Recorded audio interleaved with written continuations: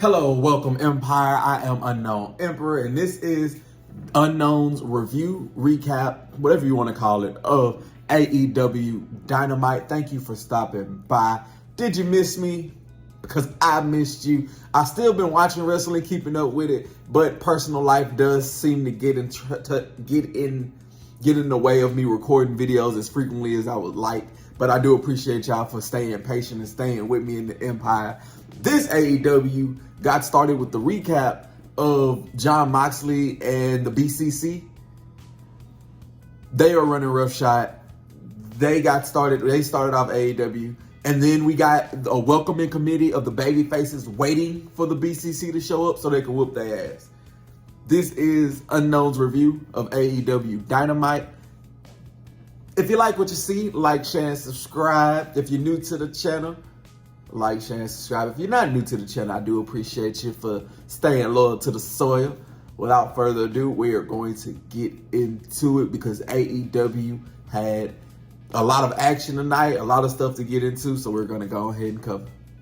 AEW got started nice and proper with Tony Schiavone standing in the middle of the ring, and he welcomed one Hangman Adam Page. Hangman came down. He asked the lunatic if he was proud of what he has done to the Bang Bang Gang, costing Jay White his match last week, assaulting Austin and Colton, damn near killing Juice Robinson. And you can't ask a lunatic to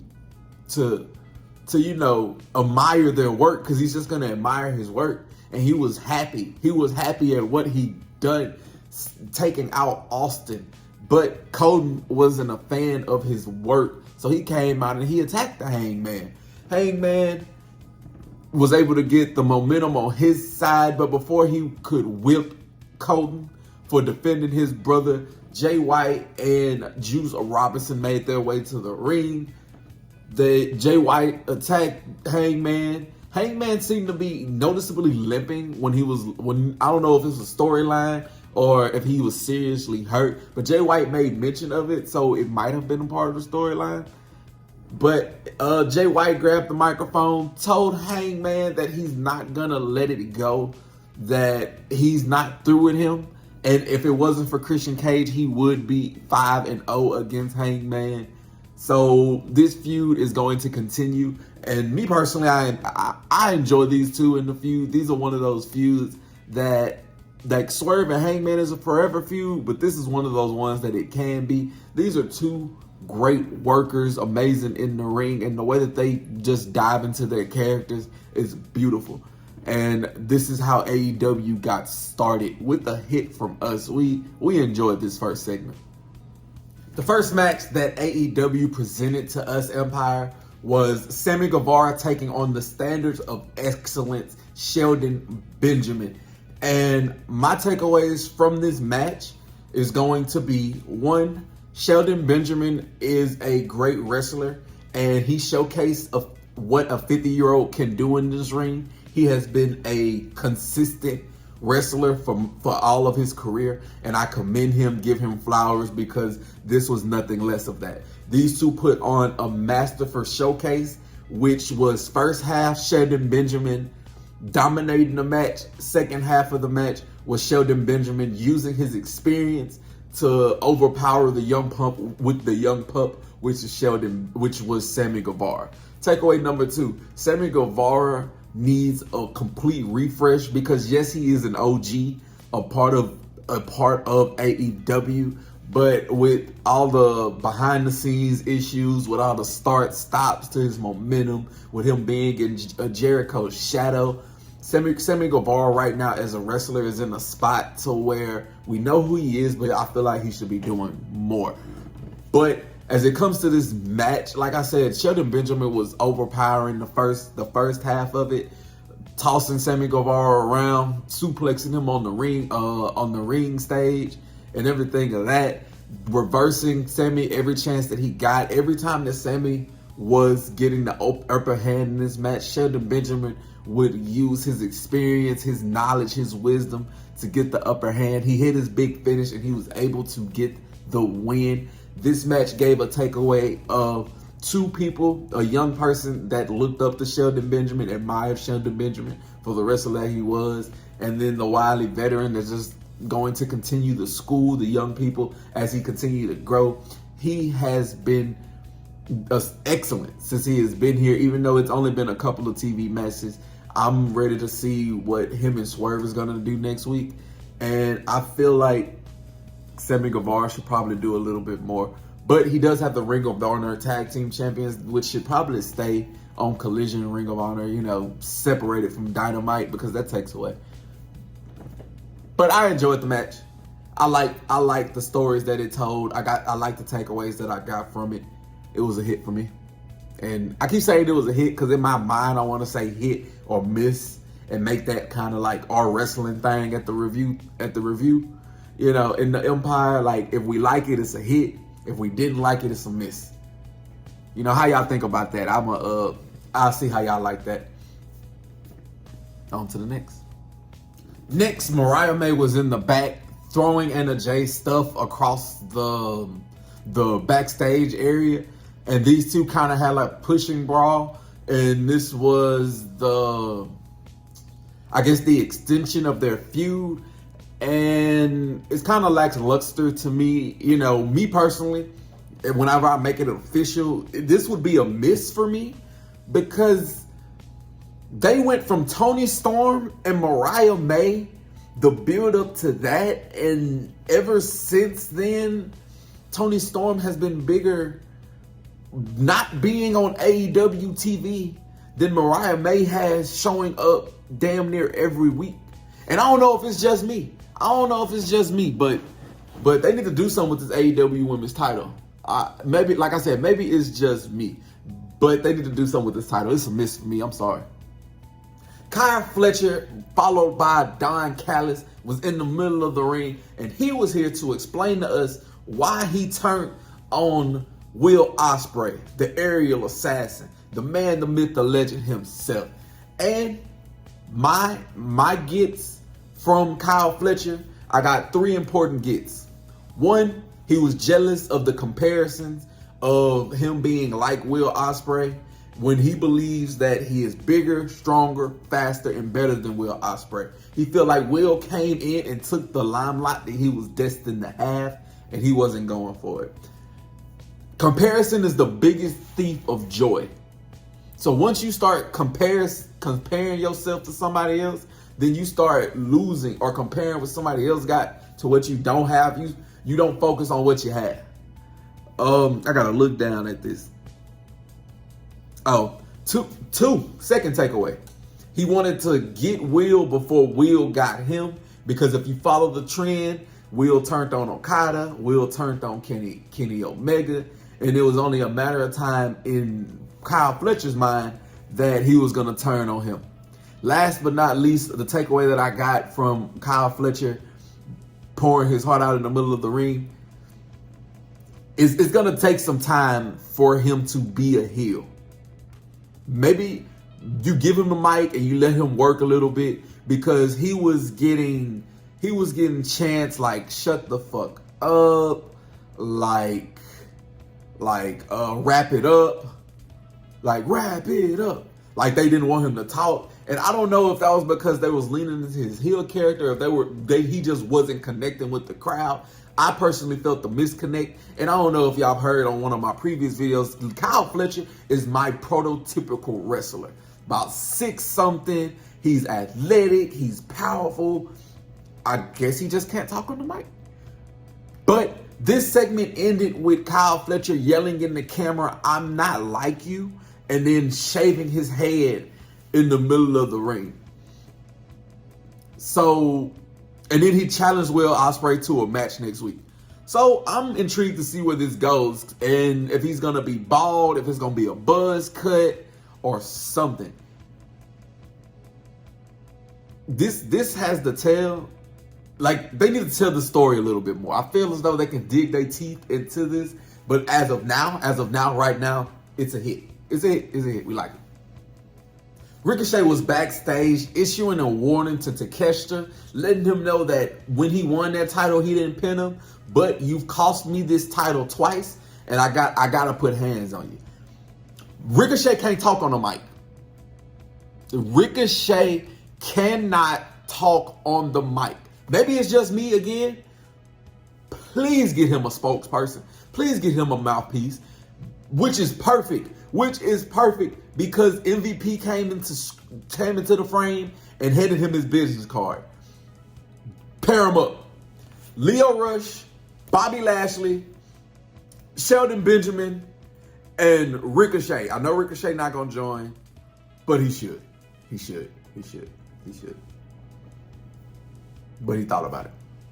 We then got a tag team squash match with Brian Cage, Lance Archer, taking on two enhancement local talents, or two people that I honestly didn't recognize. I'm pretty sure they said their name, but the match wasn't long enough for me to hear it again, because as quickly as the bell rung, Brian Cage and Lance Archer hit this power slam choke, this power bomb choke slam combination. 1, 2, 3. They win. Two big guys that are going to dominate under the Don Callis name. Squash match. It did what it was supposed to do. It's a hit. We enjoyed it. Boom, boom, pow, pow. You know, all the good hit noises. It was it. It was okay. But it has to lead to something. It can't keep being this, because it's not going to be what it was. It's not going to be what it's supposed to be. These two have potential, and we can't waste it. Mark Briscoe, Chris Jericho, looking to become Mr. Nueve. The Ring of Honor title, heavyweight championship was on the line. It was on the line in a ladder warfare match that the writing was on the wall that you saw was going to happen, because in no way, shape, form, or fashion was Chris Jericho supposed to get a rematch to this. And he used Mark Briscoe's dead brother's name to elicit emotion from Mark Briscoe, and it showed with this match, because it started off with so much chaos. Mark Briscoe put Chris Jericho through a table within the first 2 minutes of the match. Then he went to put him through a ladder, but he went crashing through the ladder himself because Chris Jericho got out of the way. Mark Briscoe had ample of opportunities throughout this match to get the win, but he chose revenge, he chose emotion, and he chose to inflict pain on Chris Jericho, which ultimately became his downfall in the end. Chris Jericho bust open Mark Briscoe when he hit him in the face with the ladder. Mark Briscoe retaliated by hitting a Death Valley driver through a ladder in the corner on the Chris Jericho. Like I said, if you want to see hard hitting, people crashing through ladders and tables, getting hit with inanimate objects, this was the match for you on this Wednesday night. It picked up because Mark Briscoe had about 4 or 5 chances to win. He didn't. He kept setting up the table. He put Chris Jericho on top of the table. He went to the top of a ladder. He hit the froggy boat off of this ladder. I don't know if he missed it or got it, but they sold it like he got it. Then now, since he did all this, he went to actually win. Brian Keith came out, but he was met with a kendo stick and Rocky Romero, and he ran him off. Mark Briscoe got distracted. It took some time. He went up to try to get that title. Big Bill obviously had to make his presence felt. He came in. He hit a choke slam from the top of the ladder through tables that was sitting on the outside under Mark Briscoe. He hoisted up the Mr. Ocho on his shoulders, climbed up the ladder, and Ocho became the Nueve. Chris Jericho is now your new Ring of Honor champion. And I'm not feeling this. I'm not feeling this. It just didn't get, I don't know what they're trying to get from me on this. But as soon as he won, Ishii came out because Chris Jericho did take care of Ishii. That left him out of action for a couple weeks. And these two had a stare down. And that's the new program going forward. So we're going to see where it goes. But this didn't hit for me. This most definitely was not it. I was not feeling it.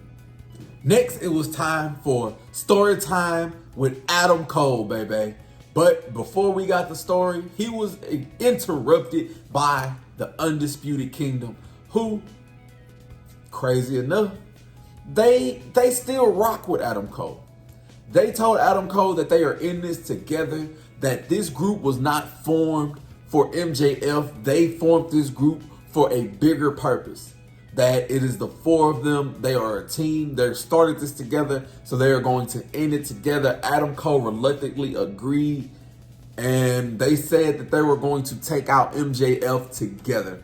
Now, side note, writing on the wall, Undisputed Kingdom is going to turn on Adam Cole. And it might be like a Max paid them to do it, or it was all a ploy because when it originally started, Adam Cole wasn't really rocking with him, this, that, and third. And Kyle O'Reilly was in the back watching this all go down. So what part is he going to play in this? Does Taven and Bennett get kicked out and they start the Undisputed Kingdom with, where is Wardlow? Where is Wardlow? Where is Wardlow? Like, come on now. I hope everything is okay. If it's anything personal, because I don't really try to keep up with all the news and stuff. If it's anything personal, I wish you a speedy recovery. But if it's not anything personal, anything medical related, anything serious like that, where the hell are you? But when they said that it was the four of them against MJF appeared on the big screen getting a massage from a beautiful woman. Oh my goodness. Did y'all should see that. Oh, Maxwell, you can pick him. And he let him know that, hey, I told you last week, you're not getting revenge. You're not. I don't know why you keep shouting, like, I'm not going to show up. You're not going to, but I'm going to dangle a carrot in front of your face. He says, since both of you, Roderick Strong and you, Adam Cole, feel so strongly about it, the first one of you two to win 3 matches in a row, I will face you at Full Gear. But you're not going to see me until Full Gear because I don't want the chances of you attacking me before the matches. So I'm going to sit here and get a happy ending.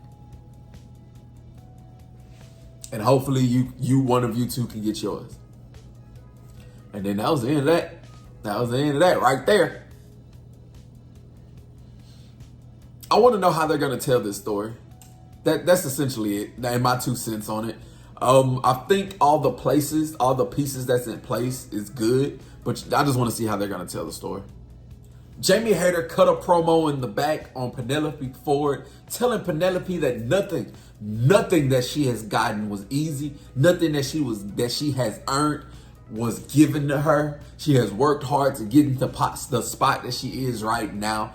But if you want to be a victim of my return, I am going to make you a victim. It sounds like you're jealous. Jamie Hayter, every time she step in that ring and every time she get on the mic, she wins me over again. Because I started with AEW, she did get hurt. She kind of got out of my mind. The way that AEW portrays their women isn't in the best way. Like, they could do better with the storylines. But I like her presentation. I like the vibe that she give off. Jamie Hayter, you got a fan in me by just the unknown emperor. You got a fan. I keep up the great work. I know I ain't got to tell you, but keep up the great work. AEW gave us the second squash match of the night. This time within trios action. House of Black returning to in-ring AEW action against local enhancement talent.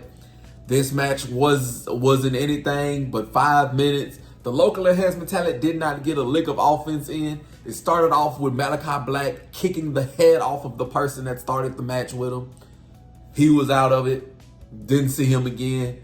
The next guy got killed by all 3 of them in the corner with their trios finisher. I don't know what they call it, but all of them kind of kick him in the head in the corner with, Brody King.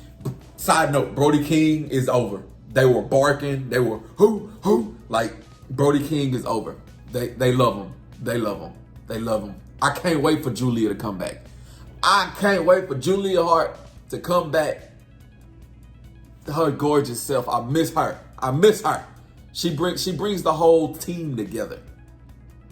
And then the last guy that was in the ring, he got his head stomped through the mat by Buddy Matthews. 1, 2, 3. The House of Black wins. Then Buddy Matthews grabbed the microphone and called out Adam Cole. Then they left. And the reason why he called out Adam Cole is because he just said, "You're fragile." And he went about his business. So next week, we're going to get Adam Cole taking on Buddy Matthews. And which is weird because Adam Cole can't lose, but Buddy Matthews and them kind of just came back, so he can't lose. So it's intriguing to see what AEW goes. I think this is a hit. I enjoyed this squash match, just like I kind of enjoyed the other one. Like I kind of enjoyed it. You know, they did what they're supposed to do. So on to the next. Camille, the right-hand woman to Mercedes Moné, then beat Queen Aminata in the middle of that ring. And these two gave us a nice back and forth. This was a good showcase of the women versatility. Queen Aminata took most of this match, but assuming that she took this match because we knew she wasn't going to win at the end of it. But she showed versatility. She gave us a couple of submissions that was kind of new to me, and her offense is very hard hitting. But the story behind this was Camille's longest match because she normally ends it within like 10 seconds. So nutrition, stamina, all that could play a part in whether or not she was going to be able to succeed. And she ultimately did. She was able to overpower Queen Aminata, lay her out with the little spinning DDT thing that she does. 1, 2, 3, and Camille wins. This mostly set up the aftermath following it to proceed the storyline a little bit. Chris Statlander came out and she was standing face to face with Camille. Mercedes Moné tried to attack her. She no-sold that, but the numbers game did get the best of Chris Statlander, and Camille laid her out in the middle of the ring. At Full Gear, Camille faces Chris Statlander, and we're going to see where this goes. This was another one where they haven't really put too much time into this feud, so I don't know how to feel about it. So we're in the wait and see mode. Next, the Patriarchy, Christian Cage, flanked by Mother Wayne and Nick Wayne, was shown arriving to the arena, and when they came out, Kip Sabian was basically stalking them from a truck, and they followed him into the ring. When they had him cornered, we went to the big screen where Hook was coming in. Renee tried to flag him down like, "Hey, we know that you seen the Who Attacked Your Dad. Who was it?" He said, "The bastards that's in the ring." So he made his way to the ring. We all knew the Patriarchy was going to be the one that attacked Taz. We just don't know why. He came out.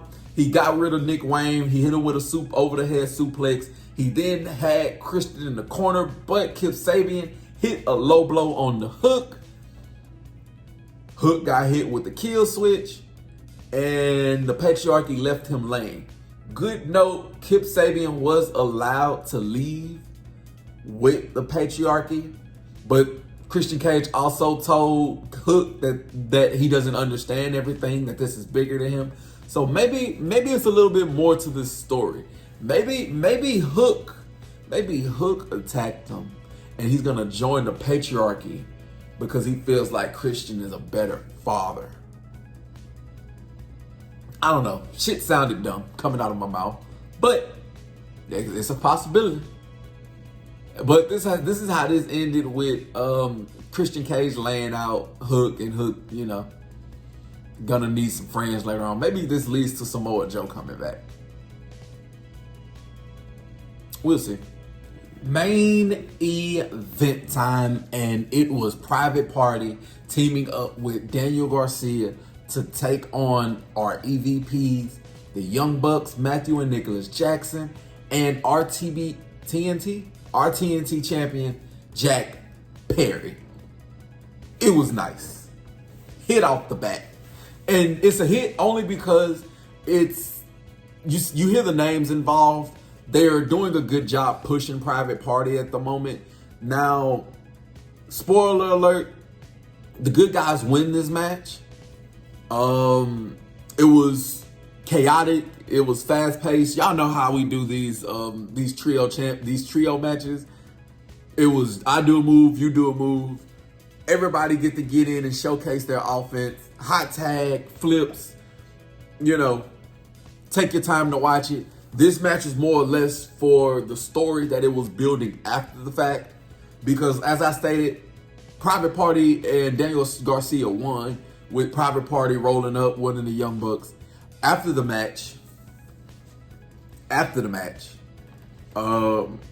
it was put on the table that Private Party takes on the Young Bucks. I want to say Zay. It wasn't Quinn. I want to say Zay was the one that grabbed the mic and called out the Young Bucks. Young Bucks wasn't hearing it. Then he said, if we lose, we break up as a team and we are no longer. So these two weren't on the same page because Quinn, or the other one, vice versa, just looked at him like he was crazy. Stokely Hathaway was on the outside, and he does want to endorse Private Party or one of them or both of them. And that was where we kind of led off. Then we went to the big T's because, as I stated earlier, the welcoming committee was on the outside for the BCC, and a car pulled up, but it was only Marina Shafir because Jon Moxley, Claudio, Pac. I didn't see Pac. It was just Claudio and Wheeler. They came out, they abused the three that was in the ring, Garcia.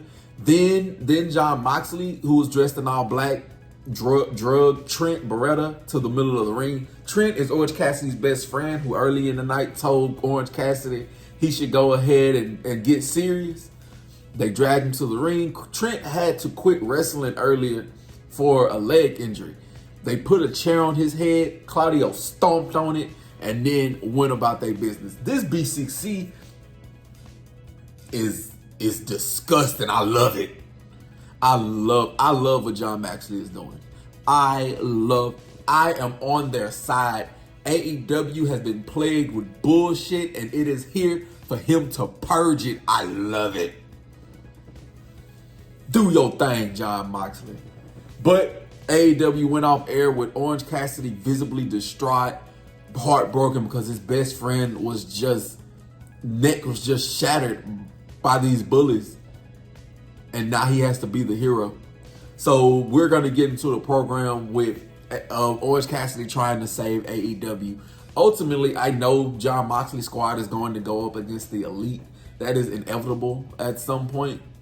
We don't know when, but like I said, this AEW was action-packed. I do appreciate y'all for stopping by and enjoying the review. You let me know what you thought about AEW in the comments down below, or let me know whether some was a miss and it should have been a hit, or some was a hit where it should have been a miss.